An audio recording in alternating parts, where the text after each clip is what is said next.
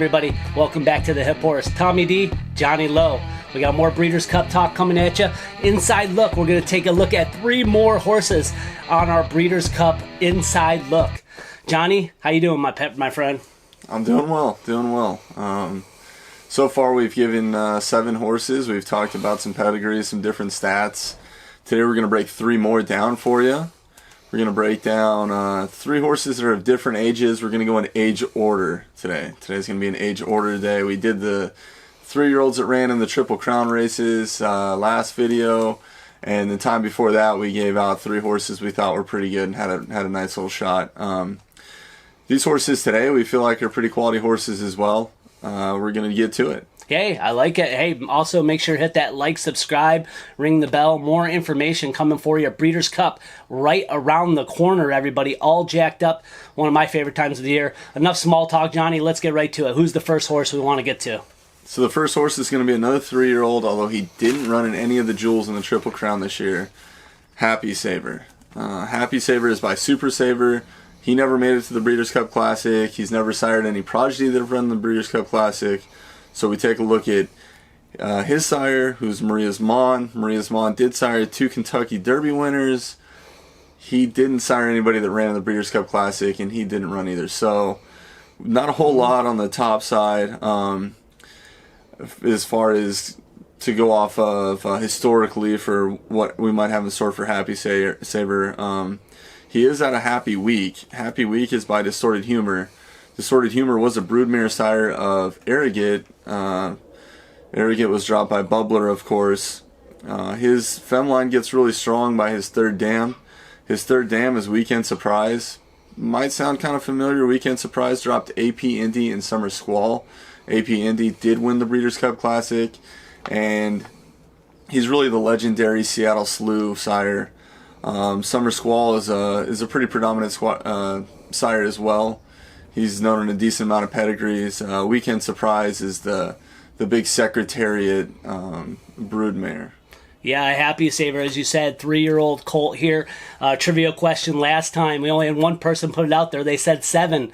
The answer was 12. That's how many 3-year-olds have won the Breeders' Cup in the past, and that's the answer is 12. Check it out. But let's move on to the next, Johnny. Talking about Happy Saver, her 3-year-old colt won the Jockey's Gold Cup last time pretty nicely. I thought it was an impressive race. Went back and watched it myself. Lightly raced out of the field, only 4 races, so 4 for 4. Missed all the Triple Crown races, like you said, but this one is a sneaky one. Todd Pletcher is the trainer. Did it last year with Vino Rosso. Go back and check the video. We did give that out. This horse last race was speed, kind of out front, and then it sit back off the pace. I like the way the running style, impressive and very gutsy win in that last one. So Happy Saver on our list for the Breeders' Cup. All right, Johnny. All right, next on our list, we're going to go to a 4-year-old. Johnny, who's the 4-year-old we want to talk about here? Yeah, so the next horse is going to be Tacitus. Tacitus is by Tappet. Tappet's had 6 starters go to the Breeders' Cup Classic gate. Never had one finish better than 5th. The only horse from the entire stallion line to win any vein from the Seattle Slew line is AP Indy in 1992. Tacitus is out of Closed Hatchets. Closed Hatchets won $2.7 million, multiple Grade 1 winner, 2nd in the Breeders' Cup Distaff, by First Defense, by Unbridled Song. 7 of 8 of the femline are black type, dating back to Herd Girl in 1917. I think the bottom side of Tacitus' pedigree is pretty nice. I think he's got serious limitations on the top side being by Tappet, and how bad Tappet struggled as a stallion on the 1.25 mile 2-turn Grade 1 races. Yeah, Tacitus. Bill Mott is the trainer, has won the Breeders' Cup Classic twice, so you got to look at that as one of the high points for Tacitus. I feel like this horse has never really lived up to the hype in its career. Last race, it was pretty much in front the whole way in the Jockey's Belmont Cup. Ended up getting 3rd behind Happy Saver, who won the race there. Never raced over the Keeneland track in all 14 starts. Worries me a little bit.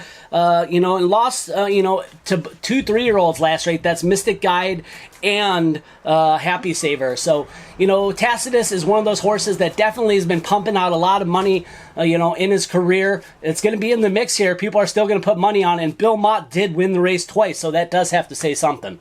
All right, let's move on to our next horse. We're going to be moving on to an older one. Maybe when you want to call him a grandpa? He could be. At 7 years old, if he does win the race, he'll be the oldest horse to ever win the Breeders' Cup Classic. We're talking about Tom's Deatot here.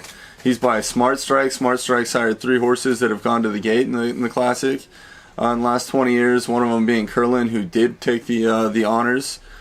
The last 2 years, his progeny that he sired have sired winners of the race, and Curlin, who was sired Vino Rosso, and then Accelerate, who is by Looking at Lucky, who's by Smart Strike.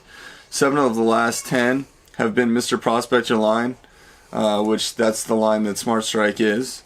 Tom's Deatot is out of Julia Tuttle. Julia Tuttle is by Giant's Causeway, who is the second dam sire for Gunrunner. Or I'm sorry, Gunrunner's second dam sire is Giant's Causeway as well. So there's a little combination there with the Mr. Prospector, Stormcat Cross. His sire was Candy Ride. Candy Ride was actually dropped by Tom Deatot's third dam on the fem line Candy Girl.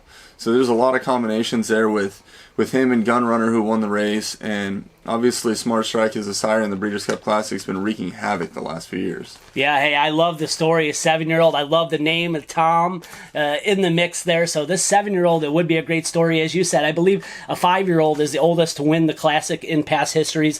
You know, if you go back and look at this horse's last race, you know, third in the Whitney, but you go back and watch that replay, please, I recommend you go do it, because he had an awful start out of the gate, and he still closed pretty fast. And Improbable is a pretty solid horse to try to catch after being a little bit farther off the pace than expected.